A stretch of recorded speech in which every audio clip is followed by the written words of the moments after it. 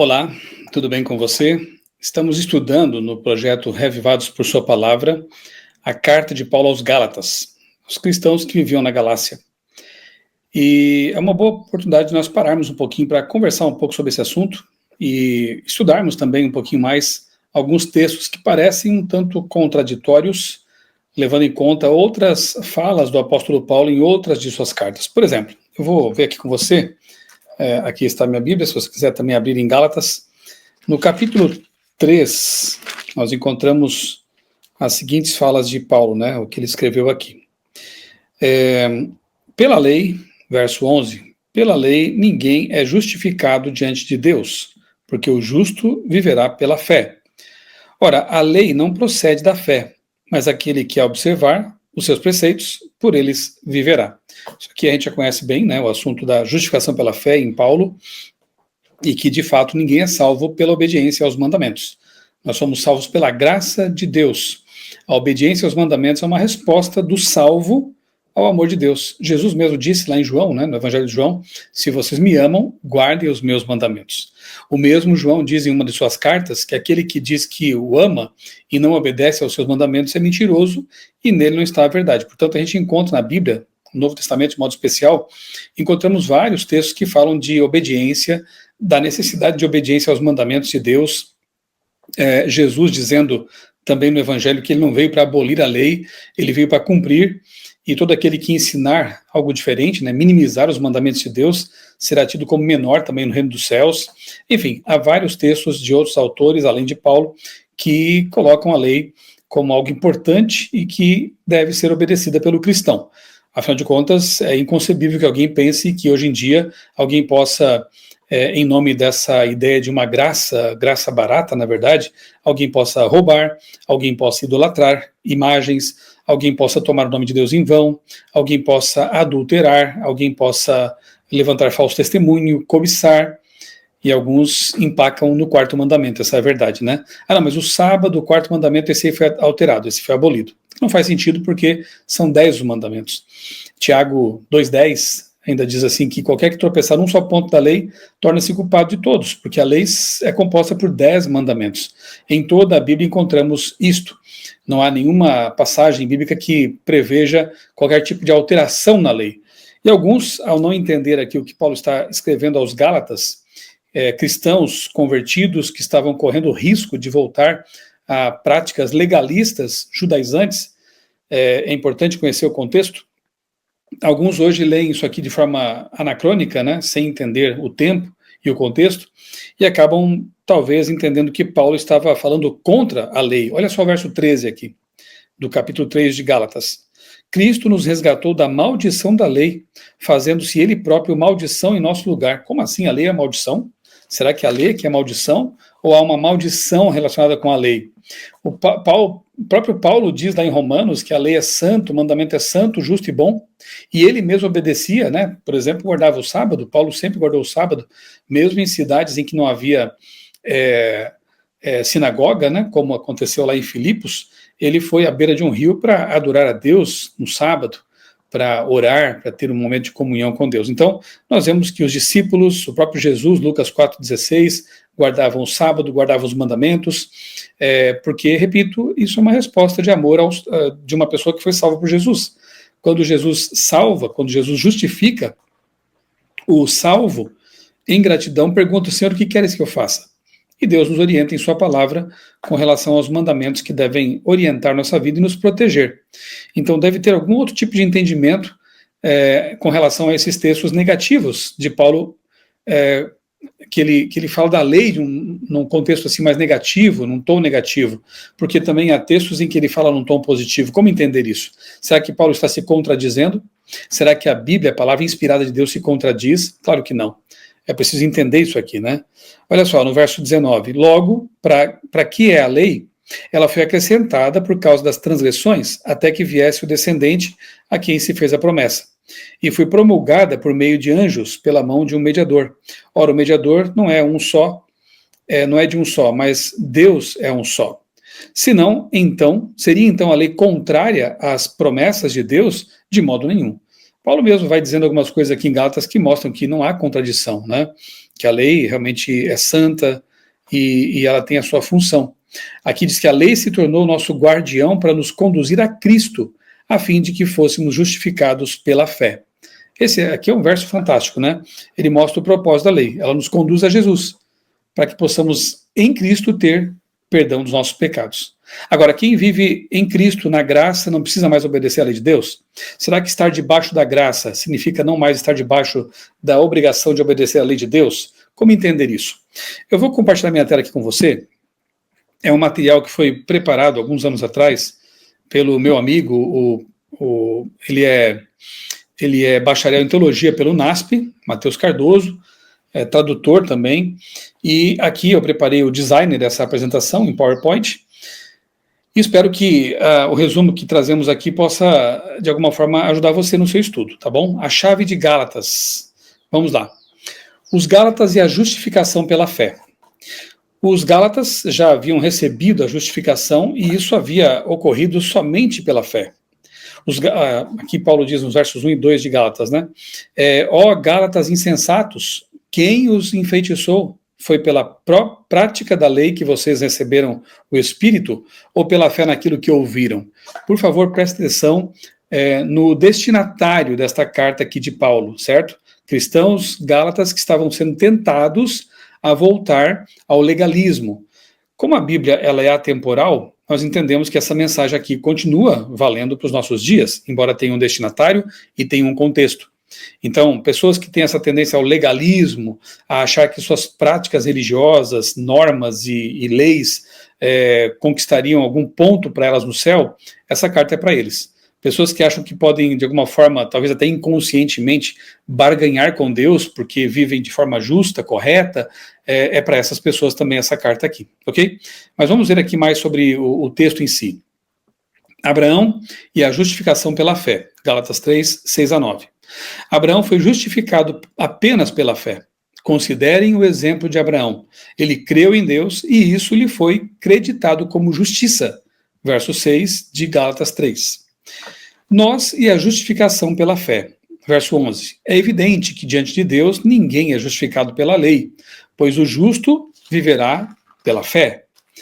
Verso 11, né, como eu disse. Somos salvos apenas pela fé. Então, como entender o que Paulo escreveu sobre a lei?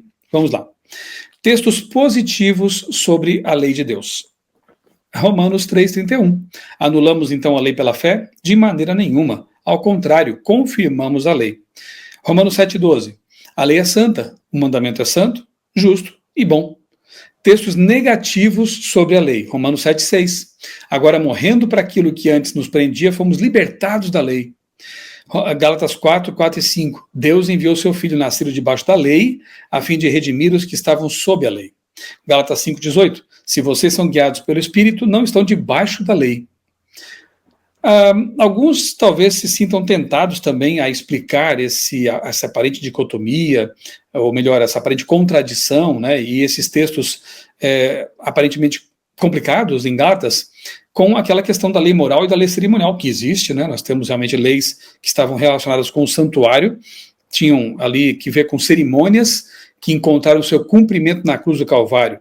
E a lei moral, que é a lei dos 10 mandamentos. A lei moral escrita em tábuas de pedra, a lei cerimonial em rolos, a lei moral colocada dentro da arca, a lei cerimonial colocada ao lado da arca, enfim, há essas diferenças. Mas no caso aqui não é o caso, na verdade, né? Veja só, Comentário Bíblico Adventista, lá na página 934 do volume 6, diz assim: a palavra lei, no livro de Gálatas, inclui seu alcance da lei moral e também a lei cerimonial.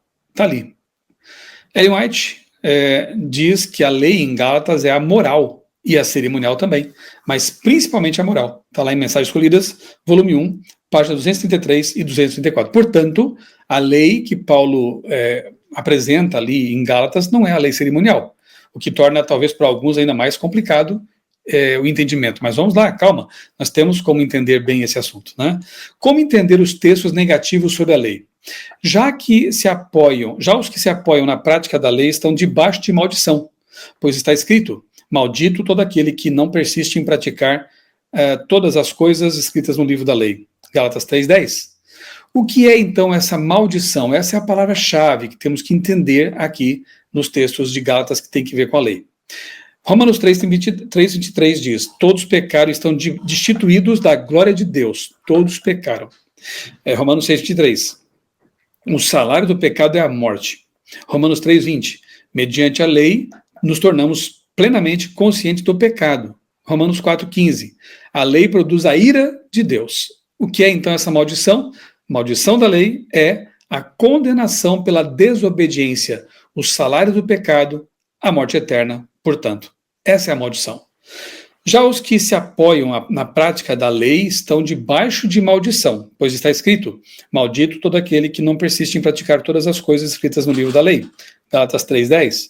E, no verso 13, lemos: Cristo nos redimiu da maldição da lei, quando se tornou maldição em nosso lugar, pois está escrito: maldito todo aquele que for pendurado no madeiro. Cristo nos redimiu do que mesmo? Da lei ou da maldição da lei? Olha o que está escrito aí no verso 13. Cristo pagou o preço da salvação, morreu em lugar dos pecadores e nos livrou da condenação que pertencia a nós. Ellen White, no livro Mensagens Escolhidas, volume 1, páginas 236 e 237, escreveu o seguinte: a lei de Deus, proclamada em terrível majestade no Sinai, é uma declaração, é a declaração de condenação ao pecador. A função da lei é condenar, mas não há nela nenhum poder para perdoar ou redimir. Ela traz escravidão e morte aos que permanecem debaixo de sua condenação. Tem até aquele texto que diz, que a letra mata. A letra da lei mata, sim, porque o propósito dela é esse, apontar o pecado. E uma vez conscientes do nosso pecado, estamos mortos espiritualmente. Precisamos de Cristo para reviver. Aquela comparação que Tiago faz também, que a lei de Deus, ela é como um espelho. A gente olha o rosto ali e vê que tem uma mancha, mas não adianta você querer limpar a mancha com o espelho, vai sujar ainda mais seu rosto. O espelho mostra a mancha, mas quem limpa é o pano, é a água. Jesus é o pano, Jesus é a água. Então a lei diagnostica a doença, Jesus é o médico que cura essa doença. É preciso entender bem as funções, e aí não haverá mais como criar confusão a respeito desse assunto. Gálatas 3:10. Os que se apoiam na prática da lei estão debaixo da maldição. Essa é a primeira das 6 expressões em Gálatas que começam com as palavras debaixo de. Vamos ver as outras aqui? Vamos ver todas aqui? São paralelas, E dizem assim: debaixo de maldição, 3:10, debaixo do pecado, 3:22, debaixo da lei, 3:23, 4:5, 21, 5:18, debaixo do disciplinador, 3:25, debaixo de guardiães e administradores, 4:2, e debaixo dos elementos do mundo, 4:3. Gálatas 3:23 diz assim: que antes que viesse a fé, éramos guardados debaixo da lei, confinados para a fé que seria revelada. E no verso 22 lemos: a Escritura confinou tudo debaixo do pecado. Olha o paralelo. Para que a promessa que é pela fé em Jesus Cristo fosse dada aos que creem. Portanto, debaixo da lei é igual a debaixo do pecado. Deus enviou seu Filho, nascido debaixo da lei, a fim de redimir os que estavam sob a lei. Cristo nos redimiu da maldição da lei, quando se tornou maldição em nosso lugar. Gálatas 3:13. Portanto, debaixo da lei é igual a debaixo da maldição da lei. Mais uma vez aqui, Ellen White, nos Lugares Celestiais, página 144. A plena certeza de esperança em crer em cada palavra de Cristo, em crer nele, sendo unidos a ele por fé viva. Quando essa é a experiência do ser humano, ele não está mais debaixo da lei, porque a lei não mais condena seu procedimento. Percebeu? Condenação, pecado, debaixo da lei. Textos negativos sobre a lei significam, então, condenação da lei. Na cruz, Cristo nos libertou da condenação da lei, o salário do pecado, a morte eterna, não da obediência a ela. Eu vou repetir porque aqui está realmente o centro para o entendimento dos textos de Paulo em Gálatas e outros textos também dele. Na cruz, Cristo nos libertou do quê? Da condenação da lei, que é pecado, que é a morte eterna, Não nos libertou da obediência à lei. Alguns acham que Deus, Jesus, na cruz teria nos libertado da obediência e nos tornado livres para quê, então? Para desobedecer? Para pecar? Já que pecado é transgressão da lei, segundo o apóstolo João. Textos positivos sobre a lei é igual a obediência à lei. cumprir toda a lei. Toda a lei se cumpre num só mandamento: ame seu próximo como a si mesmo, que é o resumo, especialmente dos 6 últimos mandamentos das tábuas da lei, né? O resumo da lei é amar a Deus sobre todas as coisas e ao próximo como a nós mesmos. Só que um resumo não elimina aquilo que foi resumido. Vou dar um exemplo aqui, né? Quando a gente presta vestibular, a gente lê alguns livros para a prova de literatura e depois estuda alguns resumos. Mas os resumos significam que o livro foi abolido, não é mais necessário? Claro que não. O resumo depende do livro para ser esse resumo. Da mesma forma, a lei não é abolida porque ela foi resumida em 2 principais mandamentos. Eles resumem os 10, mas não abolem, não cancelam os 10. Não faz sentido pensar desse jeito, né? Então, cumprir a lei de Cristo. Cumpram a lei de Cristo. Está lá em Gálatas 6:2. O próprio texto de Gálatas manda cumprir a lei de Cristo. Qual é a lei de Cristo? Se vocês me amam, guarde os meus mandamentos. Quais são os mandamentos? Aqueles que ele ampliou lá no monte, no Sermão do Monte, que são uma ampliação de quê? Dos 10 mandamentos contidos lá em Êxodo 20, né, e Deuteronômio capítulo 5. Textos positivos sobre a lei, ainda, a fé não anula, mas confirma a lei. Anulamos então a lei pela fé? De maneira nenhuma. Ao contrário, confirmamos a lei. Está lá em Romanos 3, verso 31. Cristo morreu para tornar possível a obediência à lei. Deus enviou seu próprio Filho a fim de que as justas exigências da lei fossem plenamente satisfeitas em nós. Deus escreve em nosso coração a sua lei. Olha que bonito esse texto aqui de Hebreus 10:16, também de Paulo. Esta é a aliança que farei com eles, depois daqueles dias, diz o Senhor. Porei as minhas leis em seu coração e as escreverei em sua mente. Aqui é a maior prova de que Deus não quer, de forma alguma, que nós sejamos libertos da obediência, que a lei teria sido abolida. Não, pelo contrário, Ele quer que a lei seja escrita em nosso coração, em nossa mente, para que nós entendamos e cumpramos, obedeçamos com a ajuda dele mesmo. Guia para a vida. Paulo cita vários mandamentos específicos da lei, como normas para comportamento. Confira depois em sua Bíblia, Romanos 13:9, 1 Coríntios 10:14, 20, 21, Efésios 6, 1 e 2. Na cruz, a obediência se tornou possível para os que aceitam a Cristo. Então, resumindo tudo aqui, até aqui, textos negativos sobre a lei significa condenação da lei. Textos positivos sobre a lei significa obediência à lei. Ok? Esse é apenas um resumo, né? Eu coloquei no meu blog aqui, outraleitura.com.br, você pode depois conferir, um texto mais expandido do Mateus, explicando em detalhes isso que aqui, em poucos minutos, eu apresentei nesse PowerPoint. Mas eu creio que foi suficiente para a gente entender que a lei tem uma função, e a função não é salvar.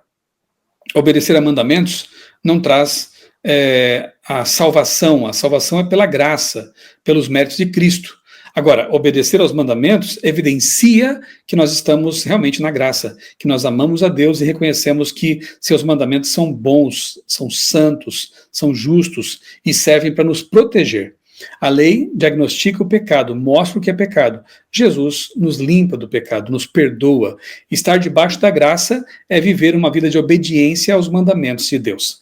Tanto é que lá em Apocalipse 12 é dito do povo remanescente que eles guardam os mandamentos de Deus e têm o testemunho de Jesus. Se não fosse importante, não estaria lá em Apocalipse também como descrição de uma das características do povo de Deus nos últimos dias. Eles guardam os mandamentos de Deus, eles obedecem, não para ser salvos, mas porque foram salvos, porque eles obedecem por amor e não por obrigação. Então Paulo, em Gálatas, está escrevendo para um grupo de pessoas legalistas que estavam tumultuando a igreja naquele tempo, naquele local, dizendo para eles que não era para voltarem a rudimentos fracos, né? Paulo, então, faz uma série de advertências a esse povo que estava criando confusão lá na igreja. Nós precisamos, repito, entender o contexto, entender a Bíblia na sua totalidade, ler, comparar textos com textos, para não extrair de uns versos ali específicos e isolados um entendimento contrário a toda a Escritura. Por isso é importante estudarmos a Bíblia, né, com seriedade, com responsabilidade e conhecer, como eu tenho dito, o todo da obra. Conhecer o que a Bíblia ensina sobre certos assuntos, para que não caiamos aí em algumas falácias, alguns enganos e, pior, ir para o caminho da desobediência, da rebelião, porque estamos distorcendo a palavra de Deus. Deus nos ajude a viver sob a graça de Cristo, tendo nossos pecados perdoados e amando a lei de Deus, como diz Davi, ó, como amo a tua lei, amando a lei de Deus porque ela vem de Deus, porque ela é para o nosso bem e tem sua função importante. Um abraço, Deus abençoe grandemente a sua vida e também a sua família.